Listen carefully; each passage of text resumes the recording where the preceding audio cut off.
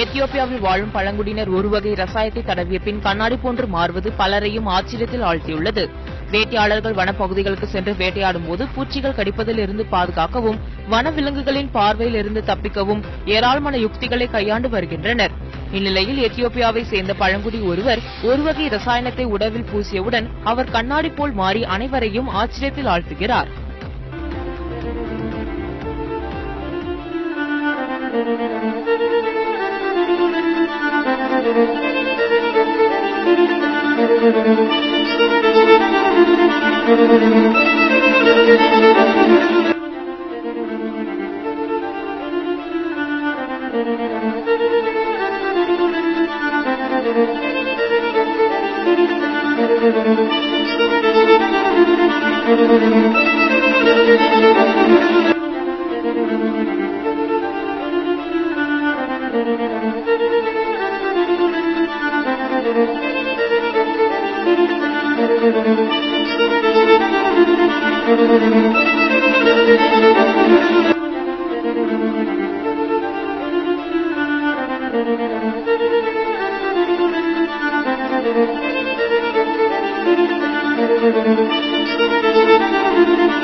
Thank you.